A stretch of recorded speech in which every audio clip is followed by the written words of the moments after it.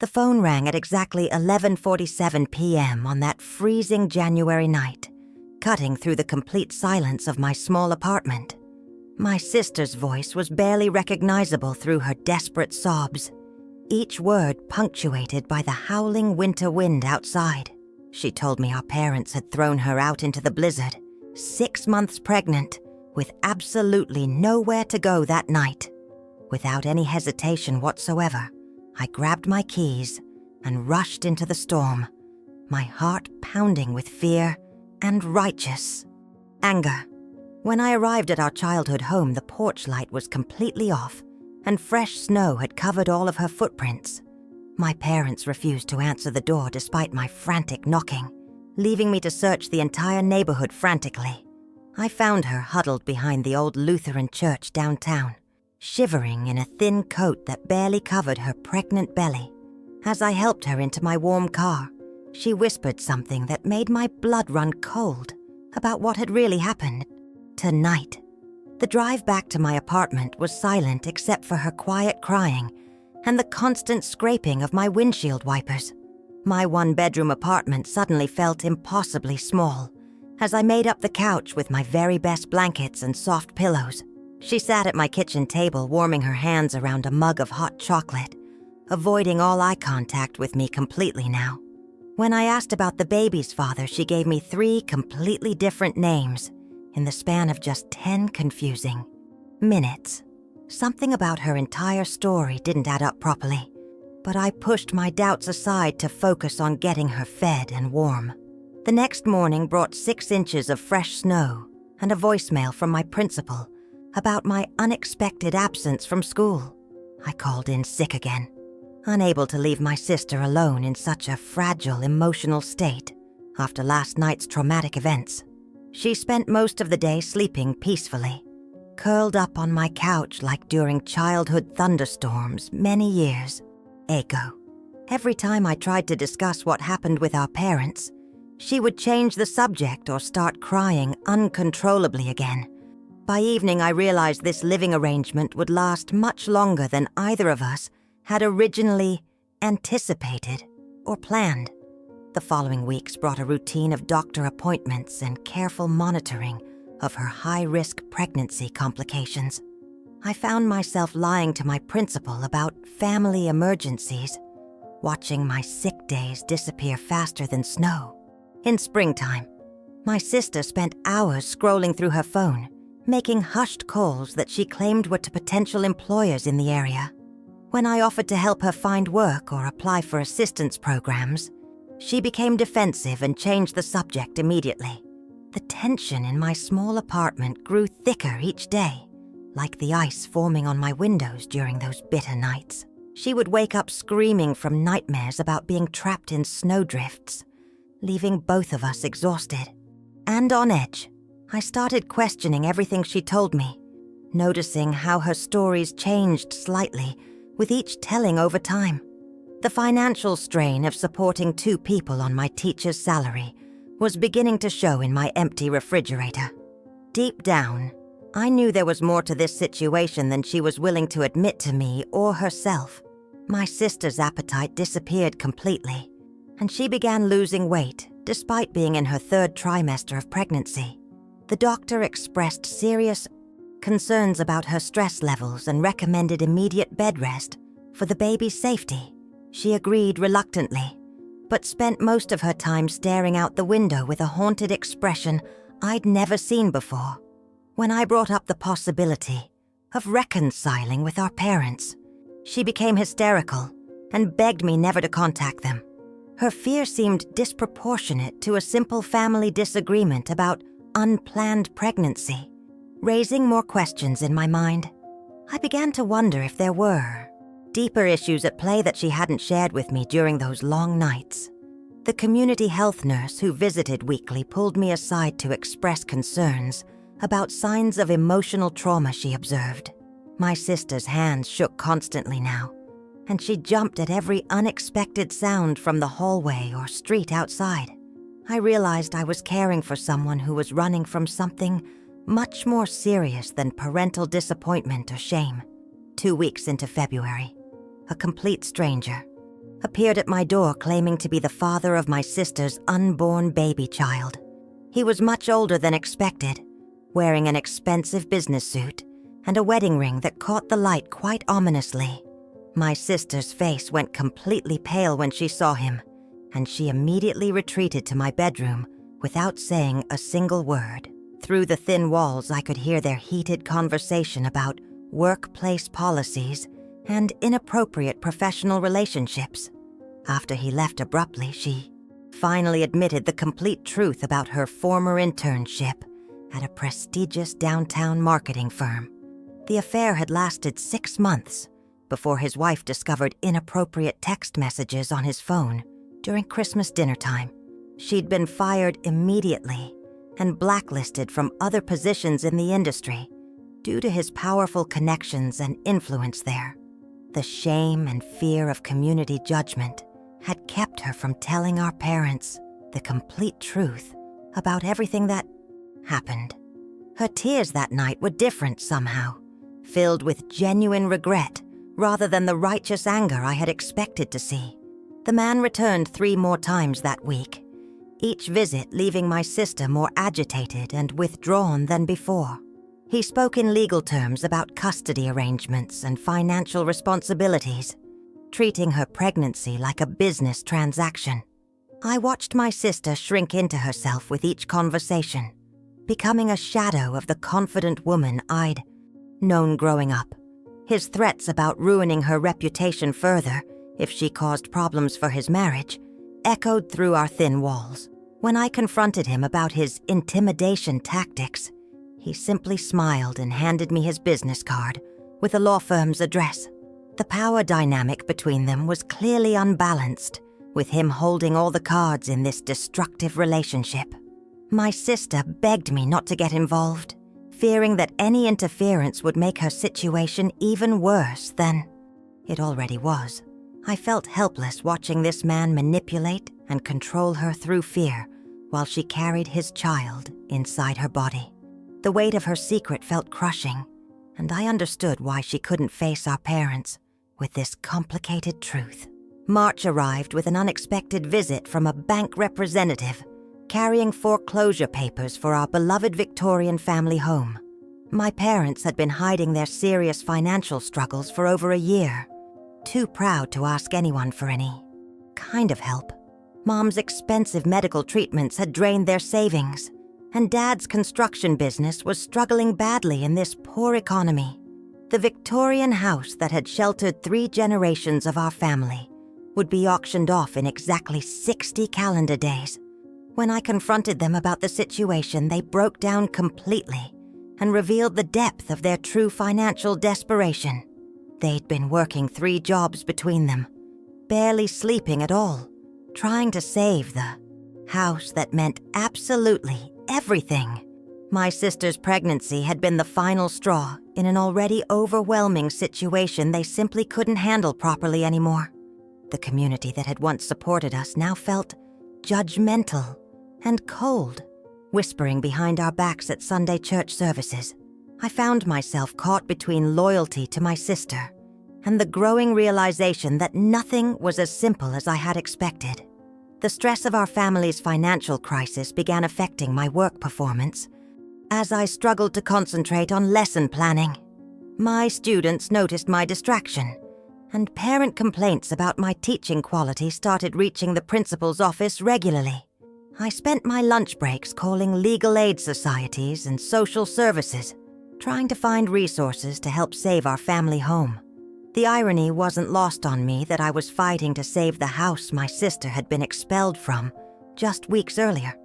Our parents looked older and more fragile each time I visited, the weight of their secret struggles etched in their faces. Mom's medical condition was worse than they'd admitted, requiring expensive treatments that insurance didn't cover completely. Dad's construction contracts had dried up during the winter months, leaving them with no income to make mortgage payments. The house that had hosted generations of Christmas mornings and birthday parties was slipping away from us piece by piece.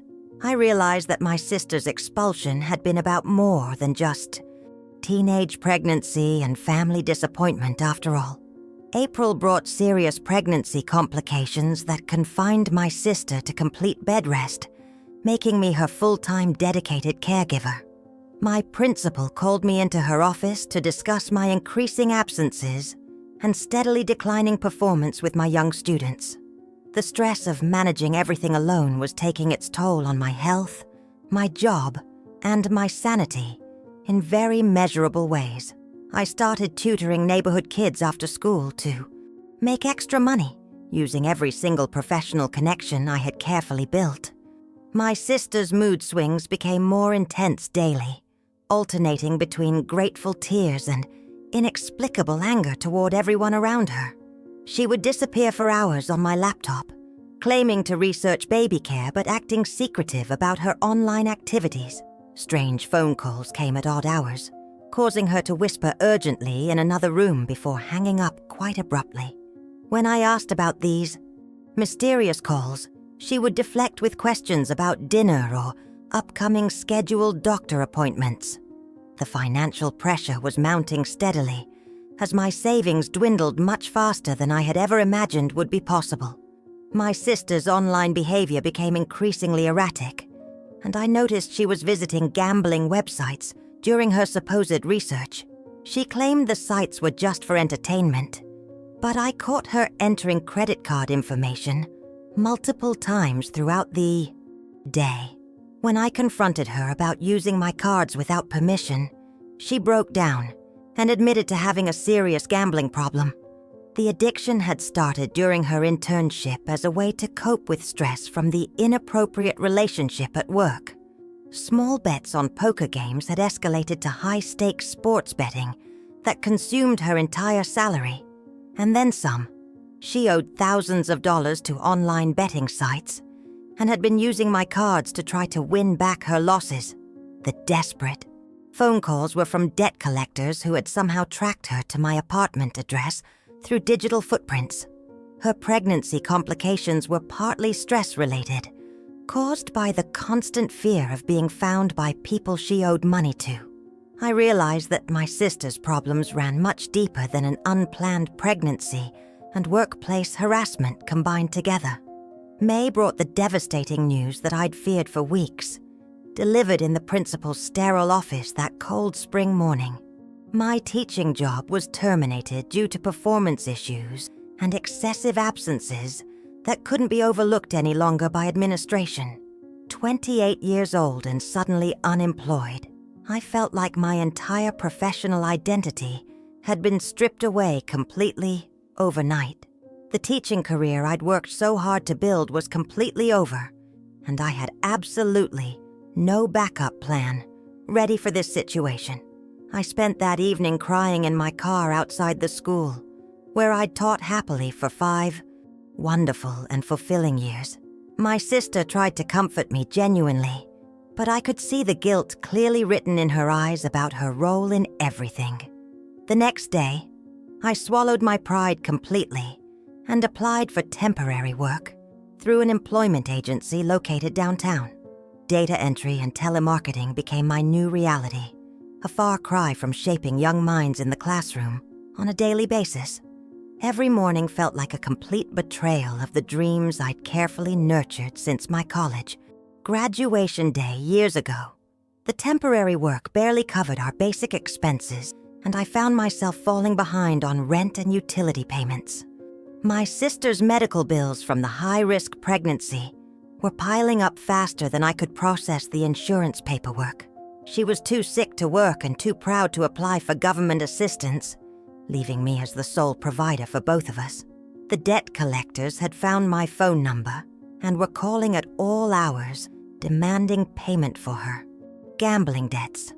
I changed my number twice, but they somehow managed to track us down through public records and social media accounts. The stress was causing my sister's blood pressure to spike dangerously, putting both her and the baby at serious risk. Our doctor recommended immediate hospitalization for monitoring, but we couldn't afford the extended stay without my teaching insurance. I felt trapped in a cycle of financial desperation that seemed to grow worse with each passing day and night. The weight of everyone's problems was crushing me slowly, and I didn't know how much longer I could hold everything together. June brought an earth-shattering discovery while organizing old family documents to help with the foreclosure legal proceedings downtown. Hidden among marriage certificates and insurance papers, I found a birth certificate that changed everything I thought I knew. My sister wasn't my full sister at all, but actually my half-sister from Dad's affair, exactly 23 years ago now. Mom had agreed to raise her as her own child to preserve their marriage and maintain proper appearances in our small community. The family secret explained so many unspoken tensions and subtle differences I'd noticed growing up together in our childhood home. Why Mom had always been slightly more critical of her behavior. Why Dad seemed overly protective and guilt-ridden around her. Confronting them about this shocking revelation led to the most honest conversation our family had ever shared together in decades. The shame and sacrifice they'd carried for decades had shaped every single interaction and decision since that time long ago. Understanding this context finally made their reaction to her pregnancy make complete sense to me for the very first time. The truth about my sister's parentage reframed everything I thought I knew about our family dynamics and childhood experiences. Dad's biological connection explained his desperate attempts to provide for her. Financially, despite their own crushing debt load, Mom's resentment wasn't about pregnancy disappointment, but about having to relive the pain of her husband's betrayal through my sister. The night they asked her to leave wasn't just about pregnancy shame, but about her gambling debts threatening their already precarious situation. My sister had been taking money from Dad's construction accounts to pay off online betting sites without anyone's knowledge. The affair partner wasn't just the babies, father, but also a connection to gambling sites through his business network contacts. Everything was interconnected in ways I'd never imagined, creating a web of secrets and lies spanning more than 2 decades. My parents' financial struggles were partly caused by Dad's attempts to cover his daughter's gambling debts without telling Mom. The whole family had been living with lies for so long that truth felt foreign and dangerous to everyone involved. July's revelation came during a family meeting I'd arranged at the community center, hoping for some kind of meaningful reconciliation. My parents finally admitted the real reason they'd asked her to leave wasn't just about the pregnancy or community shame. They'd discovered she'd been stealing Mom's prescription medications to sell online for gambling money over several recent months. Her gambling addiction had started small, with online poker, but spiraled into thousands of dollars of debt to dangerous people. The pregnancy had coincided with increasingly desperate behavior and constant lies about where she was spending her time each day. They'd tried intervention and ultimatums repeatedly, but she'd stolen from neighbors and church members too by that point. The night they asked her to leave, they'd found evidence of forged checks taken directly from Mom's personal checking account. Their hearts were completely broken, but they couldn't enable her destructive behavior any longer, despite loving her so deeply. The betrayal I felt was absolutely crushing, realizing how much she'd manipulated my protective instincts throughout all these months. My sister's addiction had consumed not just her own life, but had been systematically destroying everyone who tried to help her. The gambling debts weren't just to anonymous online sites, but to local bookmakers who knew where we lived and worked. She'd been using my apartment as collateral for loans without my knowledge, putting both of us at serious physical risk. The mysterious phone calls weren't just debt collectors, but threats from people who had no patience for late payments. Her pregnancy complications were getting worse due to stress from owing money to increasingly dangerous individuals in our community. The baby's father wasn't just a workplace affair, but someone connected to the underground gambling network she'd gotten involved with. Every aspect of her story had been carefully constructed to hide the true extent of her addiction and criminal involvement. I realized that taking her in hadn't just saved her from homelessness, but had potentially put both of us in danger. The naivety of my rescue mission became clear as I understood the full scope of what I'd gotten myself into. August became a month of difficult decisions and painful growth for everyone involved in this increasingly complex family situation. I insisted my sister enter a gambling addiction program at the community health center before anything else could possibly happen. She resisted initially with tears and anger, but the threat of losing my support and housing motivated her to comply eventually. My parents agreed to financial counseling and family therapy sessions twice weekly at our church building located downtown. The community rallied around us once the full truth was shared honestly, offering practical support rather than harsh judgment. Church members organized fundraisers for the medical bills and provided childcare during our weekly therapy sessions held together. Slowly and painfully, we began rebuilding trust through honest communication and established boundaries for everyone's safety and protection. My sister's recovery wasn't linear at all, but each small victory felt precious and hard-won through genuine effort and commitment. The house was saved through community donations and a reasonable payment plan the bank agreed to accept quite graciously. The gambling addiction program forced my sister to confront the depth of her problem and its impact on everyone around her. She had to make amends to family members and community members she'd stolen from during her most desperate periods. The process was humiliating for someone who'd always prided herself on being independent and self-sufficient throughout her young life. But slowly, she began taking responsibility for her actions and working toward making things right with those she'd hurt badly. The baby's father decided to relinquish all parental rights rather than deal with the complications of her addiction and recovery. While painful, this decision removed one source of manipulation and control from my sister's already complicated life situation. She focused on preparing for single motherhood while working through the 12-step program with her assigned counselor downtown. The support group became her lifeline, connecting her with other people who understood the shame and powerlessness of addiction. For the first time in months, I saw glimpses of the strong, caring person I'd always known her to be. September arrived with labor pains and a frantic rush to the hospital at exactly 3 a.m. during a thunderstorm. The delivery room filled with the sound of new life and the sweet scent of flowers I'd brought from our family garden. Holding my nephew for the first time, feeling his tiny fingers wrap around mine with surprising strength and incredible warmth. My sister's face transformed completely with motherhood, showing a peace and purpose I hadn't seen in her for many long years. Our parents arrived shortly after the birth, tears streaming down their faces as they met their very first precious grandchild. The baby's cry seemed to wash away months of anger and disappointment, replacing it with hope and renewed unconditional love.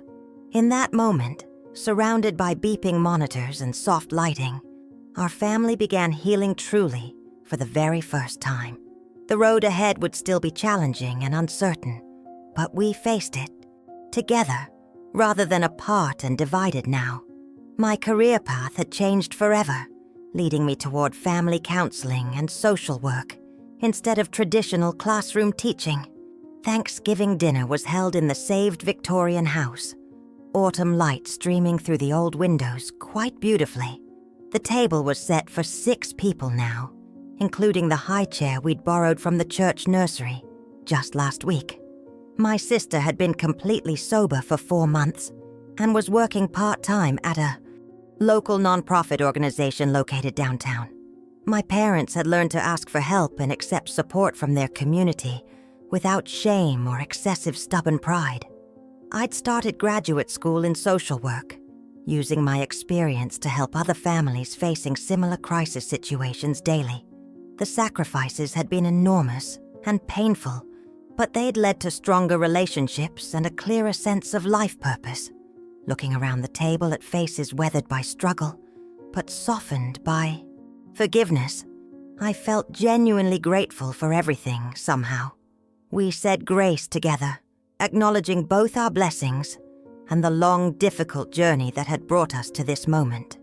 The baby's gurgling laughter reminded us that sometimes the greatest gifts come wrapped in the most challenging life circumstances.